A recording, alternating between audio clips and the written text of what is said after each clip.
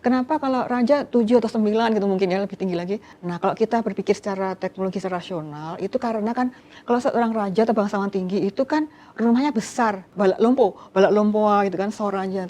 Kalau besar, atapnya kalau sudutnya kira-kira 40 derajat kan pasti kan ya apa nih rongga di bawah atap tuh space-nya kan tinggi banget, gede sekali, besar sekali. Nah, itu kalau hanya dikasih satu kan tampias lah gitu ya, stratopis. Halo sahabat budaya, selamat datang di podcast BPNB Sulsel. Mungkin sahabat budaya pada mulai menyadari fenomena belakangan ini, rumah-rumah tradisional kita sudah mulai berkurang digantikan dengan rumah bergaya modern. Nah, padahal kita ketahui rumah tradisional juga memiliki keunggulan tersendiri. Nah, ini menarik untuk kita diskusikan. Saya Aulia bersama rekan saya Nadra, Forum Budaya Nilai Budaya dari BPNB Sulsel. Dan juga bersama Ibu Ria Wikantari, seorang akademisi. Beliau merupakan kepala lab teori dan sejarah arsitektur tradisional di Universitas Hasanuddin. Fenomena berkurang ini sekarang kita ini pasca Lebaran, kita habis mudik dari kampung halaman masing-masing, kebanyakan itu fenomena mulai berkurang. Itu orang-orang di desa mulai ganti itu ya Kak ya, mulai ganti bentuk arsitektur rumahnya yang sebelumnya bergaya tradisional, kemudian hari ini sudah berganti ke gaya modern. Seperti apa Bu Ria melihat fenomena ini? Oh iya, baik. Saya jawab dulu salamnya. Ya, Assalamualaikum warahmatullahi wabarakatuh. Pak Aulia dan Bu Nadra, terima kasih telah mengundang saya di podcast ini. Dan juga saya tentunya menyampaikan salam yang terhormat Bapak Kepala BPNB Sulsel. Baiklah, ini utamanya kita berbincang tentang mengapa fenomena awalnya itu yang kita temui sekarang ini kecenderungan mulai berkurangnya kecenderungan dari fenomena yang kita amati, termasuk yang saya amati juga itu sebagai pengamat juga di daerah-daerah gitu ya, terutama di Sulsel ini dan Makassar dan sekitarnya utamanya, yang dalam keseharian saya itu banyak arsitektur atau rumah-rumah atau bangunan-bangunan itu yang semula berwujud bangunan arsitektur tradisional yang bisa dikenal dengan bentuk khasnya dan material khasnya gitu ya, utamanya yang kelihatan mata gitu secara kasat mata gitu, itu mulai berkurang ya, cenderung menjadi arsitektur kontemporer saat ini ya, kontemporer gitu yang sudah antara lain tidak berpanggung lagi dan juga menggunakan bahan-bahan baru yang bukan lagi kayu gitu ya Pak ya. Itu saya lihat memang, nah tentunya itu ada kekhawatiran kita bersama gitu bahwa jangan-jangan ini yang kasat mata itu kan mengajawantahkan nilai-nilai tradisional. Jadi ada kekhawatiran jangan-jangan nilai-nilai arsitektur tradisional itu yang dalam ini ada tangible intangible ya. Yang kasat mata tadi itu kan di baliknya ada yang tak kasat mata, yang tak teraga itu jangan-jangan itu juga mulai terdegradasi gitu ya, mulai menurun menurun keberadaannya karena masyarakat barangkali dan juga para pembangun rumah maupun pemilik rumah itu cenderung untuk tidak lagi sepenuhnya gitu menggunakan nilai-nilai arsitektur tradisional dalam menghadirkan atau membangun rumah-rumahnya gitu ya. Nah, itu ya.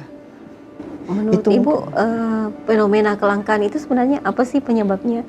Apakah karena gaya hidup atau ada faktor lain yang menyebabkan sehingga orang beralih dari tradisional ke kontemporer? Dan itu perubahannya kan sangat drastis belakangan ini ya, karena sebagai contoh misalnya di ruas jalan Pangkep baru itu kita melihat sudah mulai bermunculan rumah-rumah kontemporer atau rumah batu di sela-sela rumah panggung yang biasanya itu didominasi rumah panggung sepanjang jalan. Sekarang sudah mulai ada bermunculan rumah-rumah kontemporer seperti yang Ibu maksud tadi. Itu penyebabnya apa sih sebenarnya?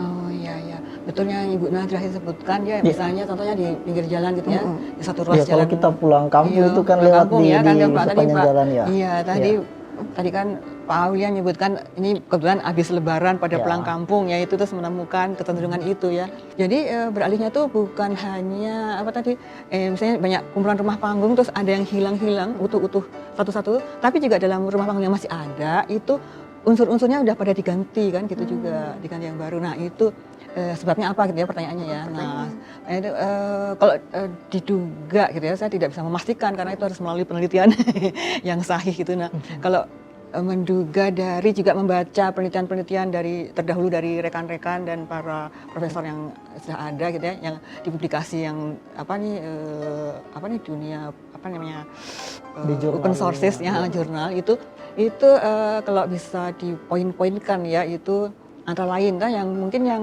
pertama kali mencolok itu terkait kemudahan mendapatkan bahan bangunan pertama Nah, ya itu, mungkin ya. iya. Kan sekarang ini mungkin untuk mendapatkan Artinya kayu, kemudahan mendapatkan bangunan Bahan untuk bangunan. membangun Ya. rumah kontemporer itu. ya baru rumah bisa. panggung. Jadi iya kemudahan tuh yang kontemporer Lebih mudah dibandingkan daripada membangun rumah panggung kayu Iya, gitu. iya. Kemudahan itu dalam arti mendapatkan apa sumbernya Iya. dan juga dalam arti mendapatkan harganya maksudnya Iya. apa nih Harganya kemampuan. lebih Karena yang ekonomi. kayu itu bisa lebih mahal ya justru ya. Benar. Nah, gitu ya. Dan juga memerlukan upacara yang mungkin agak lebih panjang gitu ya. Iya. Proses gitu ya prosesnya. Nah, yang kedua itu mungkin karena itu tadi perubahan cara hidup. Perubahan Oke. cara hidup itu karena terkait dengan misalnya nih perubahan cara hidup tentunya berkaitan dengan dalam pola Paradigma. pikir ya gitu. Dalam memandang sesuatu, nah nilai misalnya antara lain misalnya ini nilai terhadap privacy gitu yang berubah karena kalau rumah kayu itu kan biasanya kalau kita injak aja nilainya lantainya bunyi misalnya nah itu kan mungkin antar privasi antar ruangan itu mungkin itu beda dengan apabila rumah batu itu kan bisa kedap suara kalau di asli itu misalnya nah, jadi ada beberapa gaya hidup terus misalnya juga kemudahan untuk ada sanitasi di dalam rumah gitu. Nah, kan dulu kan kalau rumah kayu biasanya di belakang sekali atau di luar gitu ya. Nah, kalau rumah itu udah rumah yang sekarang yang batu biasanya membuat sanitasi kamar mandi dan sebagainya itu dapur itu di dalam ruangan gitu ya gitu. Tuh. Terus yang mungkin yang lain lagi penyebabnya antara lain masih banyak yang lainnya gitu antara lain ada mungkin perasaan atau pandangan gitu bahwa kalau menggunakan rumah kontemporer itu merasa sebagai manusia kekinian gitu. Nah, ini eksistensi eksistensi kekinian gitu. yang kekinian gitu. Dan terus memandang kalau rumah panggung itu seolah-olah itu dalam tanda kutip tuh ya masa lalu kuno itu ya. Gitu mungkin ada tapi itu urutan kesekian ya bukan yang pertama. Yang pertama mungkin kemudahan mendapatkan bahan dan keterjangkauan harga bangunan karena termasuk kecepatan membangun tuh kalau yang rumah batu tuh lebih cepat gitu ya. Kan lebih cepat ya. Meskipun banyak kelemahannya dibandingkan yang rumah rasional gitu ya. Kalau begitu, misalnya kita anggap ada perubahan gaya hidup, kemudian perubahan tadi privasi dan kemudahan dalam memperoleh material, berarti kan lebih sulit sekarang kita berarti untuk membangun rumah panggung dibanding dengan rumah batu. Pertanyaannya sekarang, apakah cukup layak rumah panggung itu untuk kita pertahankan mengingat adanya tantangan-tantangan seperti itu tadi? Kebudayaan sendiri kan sudah berubah ya, gaya hidup sendiri sudah berubah, kemudian material juga sudah sulit. Apakah masih cukup layak berarti kita mempertahankan rumah tradisional ini? Kalau cukup layak, apa alasannya? Apa yang membuat kita sehingga harus mempertahankan rumah tradisional itu? Kan ini kita bicara tentang rumah tradisional Bugis Makassar ya, ini khususnya atau fokusnya dalam arti bahwa itu yang disebut tradisional itu bentuknya tradisional gitu ya, di mana di situ di dalamnya tuh terkandung nilai-nilai kan yang tadi kan nilai-nilai yang intangible tadi itu, kemudian juga bahannya itu dominan kayu ya. kemudian bentuk tadi kan bangunan berpanggung gitu ya, terus dominan kayu bahannya dalam hari ini kan. Nah, terus kalau tadi memberlanjutkan itu kita bisa berpikir bahwa idealnya itu yang bangunan rumah tradisional Bugis Makassar ini seperti itulah dilanjutkan seperti itu. Jadi yang misalnya tetap tata ruangnya itu secara ada pola ruang tradisional, terus secara horizontal maupun vertikal gitu ya.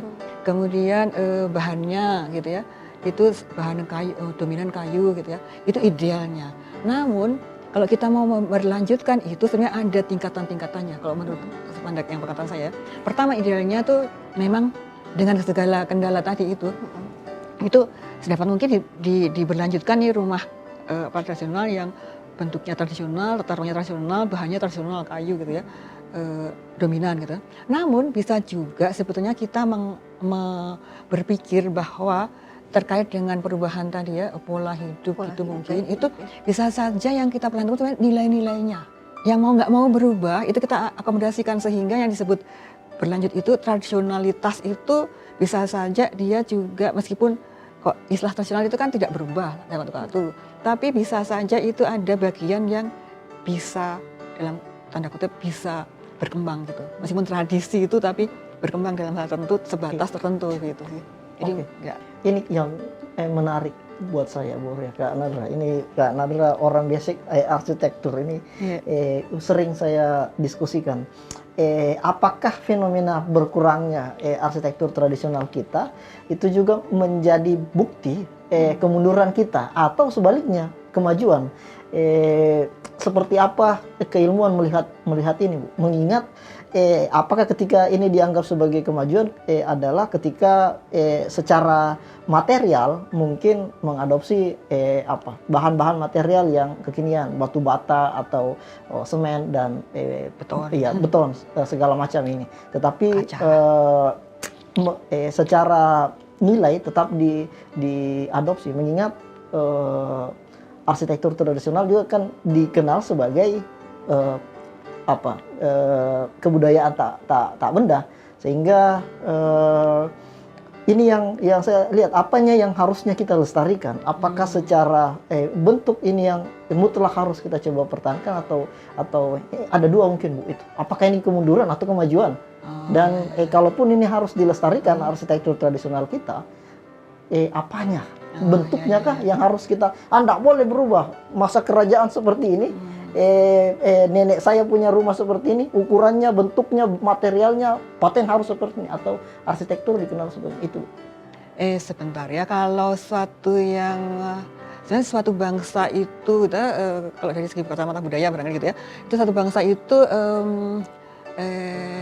disebut maju dalam arti peradabannya, itu kan kalau mempunyai tradisi yang tinggi gitu ya. Tradisi yang sangat kaya gitu ya, tradisi yang sangat kaya dan sangat refined tuh, sophisticated sangat canggih gitu ya. Tradisi yang sangat kaya dan sangat canggih. Misalnya dia punya karya budaya yang monumental, ya betul gitu.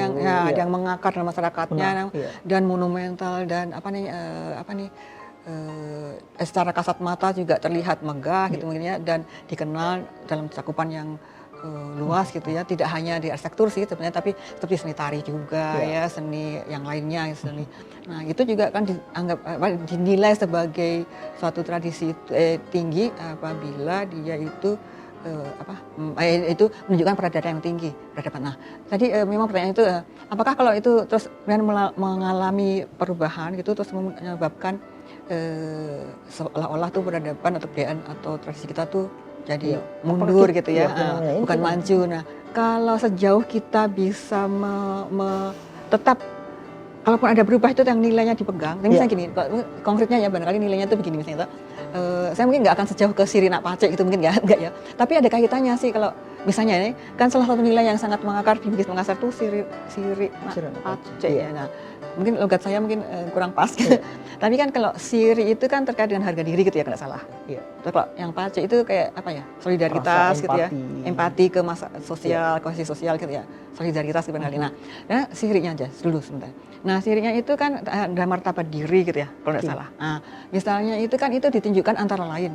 Tadi kan arsitektur itu juga ada tingkat-tingkatannya. Misalnya arsitektur yang istana tentunya beda dengan istana yang tinggi, bangsawan tinggi, beda dengan yang bangsawan menengah, beda dengan rakyat jelata gitu. Nah Tapi semua ini mempunyai sirip pace tapi dengan cara mengungkapkan yang berbeda-beda. Menurut apa yang saya lihat, karena saya itu mungkin sahabat budaya, mungkin belum tahu saya Jawa, asli saya, darah saya Jawa. Nah itu, ini saya lihat karena suami saya orang sini gitu ya. Nah itu bahwa antara ini bentuk arsitektur ya, kesamaan arsitektur ini, rumah berpanggung itu panggungnya itu saya pikir tidak hanya tentang apa nih menghindari lembab gitu ya, atau apa nih mungkin dulu binatang melata misalnya gitu ya, buas, binatang buas gitu misalnya, tapi itu sebenarnya juga suatu, kalau menurut mungkin saya keliru dari budaya yang sesungguhnya gitu ya, tapi yang saya pandang itu dia bagian dari itu apa siri apa namanya punya martabat diri, bahwa apa terlepas dari apa nih alam bawah gitu ya, yang apa nih di Jawa juga sih ada apa peninggalan lantai gitu, tapi sangat apa jadi nih sangat kelihatan, gitu. sangat kelihatan tuh di arsitektur di panggung Bugis Makassar utamanya, ya yang lainnya juga sih, tapi yang di khususnya Bugis Makassar tuh panggung itu saya pikir itu bagian dari ini apa mengangkat apa nih derajat kita manusia itu lebih dari yang di bawah itu, dunia yang di bawah gitu. Nah itu bagian itu, nah itu kan satu nilai. Nah itu kalau saya pikir, kalaupun misalnya suatu saat ini mau nggak mau itu yang untuk kok yang mungkin yang balak lumpua atau gitu ya saurajo di Bugis itu mungkin akan dipertahankan kayak kayu, tapi ada kemungkinan juga berubah ya karena kebakaran, mudah kebakar apa dan kelangkaan material gitu kan.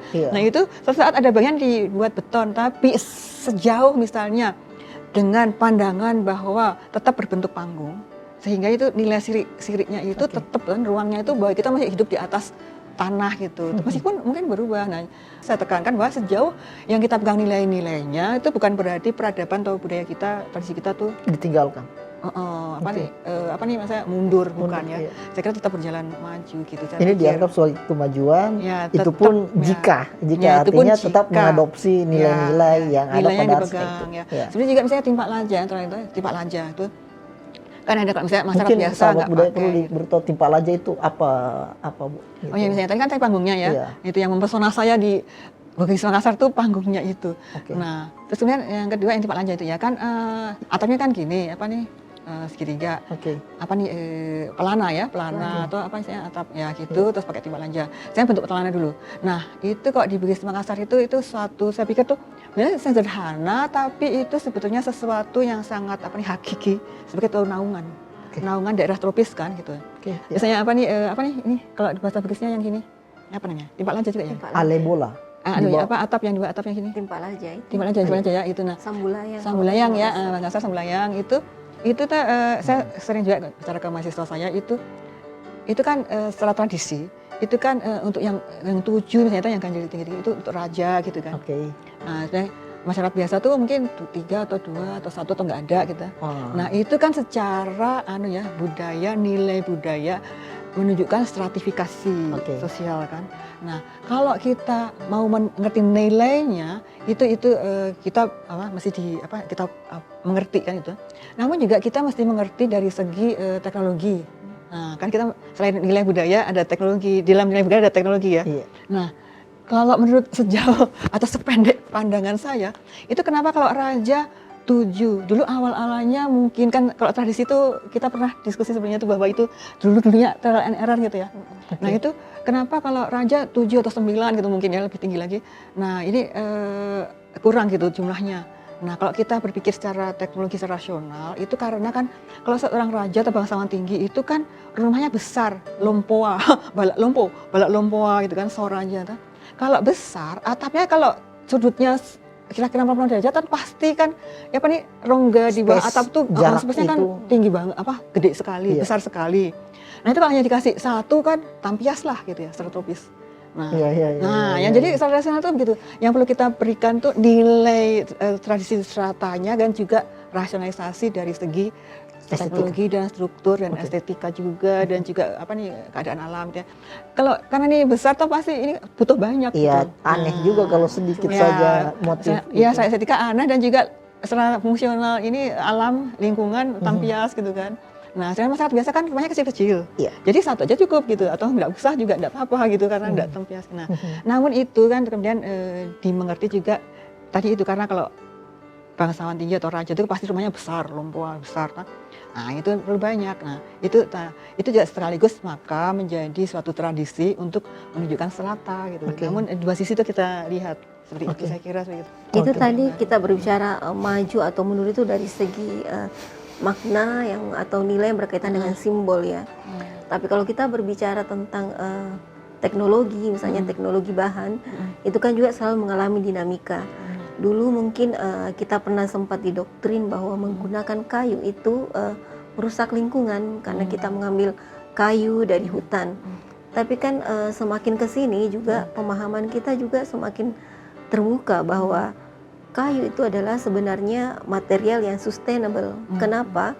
Dibandingkan dengan kayak misalnya batu bata atau misalnya batako, itu kan diambil dari semen, kita memotong gunung dan tidak bisa ditumbuhkan kembali. Berbeda dengan kayu. Kayu kan adalah material yang bisa kita tumbuhkan kembali meski butuh waktu ya. Tapi memang masih bisa kita menanam pohon dan menunggu berapa puluh tahun kemudian untuk kita pergunakan kayu itu. Yang seperti kita lihat juga sekarang di beberapa negara maju, saya lihat kayu kan kembali menjadi sebuah material masa depan ya. Karena ada namanya kayu laminasi. Jadi kan berarti maju mundurnya pemahaman kita itu berdasarkan dengan kebutuhan mungkin ya, berdasarkan pemahaman kita tentang masa sekarang dan masa lalu, masa depan. Jadi kalau kita melihat fenomena itu tidak menutup kemungkinan juga sebenarnya kan rumah panggung itu masih bisa bertahan dengan kondisinya sekarang tetap menggunakan material kayu. Yang pastinya harus diimbangi dengan pelestarian lingkungan, kemudian menyediakan bahan. Selain itu termasuk promosi mungkin ya Kak? Karena katakanlah termasuk promosi mungkin ya untuk atau sosialisasi dan edukasi terkait dengan bentuk arsitektur kita ini. Fenomenanya kalaupun artinya secara bahan material ada, kemudian apa nilai-nilainya mungkin sudah kita riset dan apa terdokumentasikan, tetapi masyarakatnya yang kemudian beralih namanya tren itu tetap saja rumah arsitektur kita ini bisa jadi belum tidak digunakan oleh mereka. Tapi kan kalau kita lihat fenomenanya sekarang orang pergi berlibur ke villa, dari ke cottage, dari cottage yang yang nuansanya tradisional. kayu, Oke, iya. ya kan? Orang Jadi cari Merindukan suasana. jadi merindukan Iya, suasana karena kan sesungguhnya perasaan itu iya, ada ya. karena Iya, kan nyaman. kita tahu bahwa material kayu itu punya rasa hangat ya.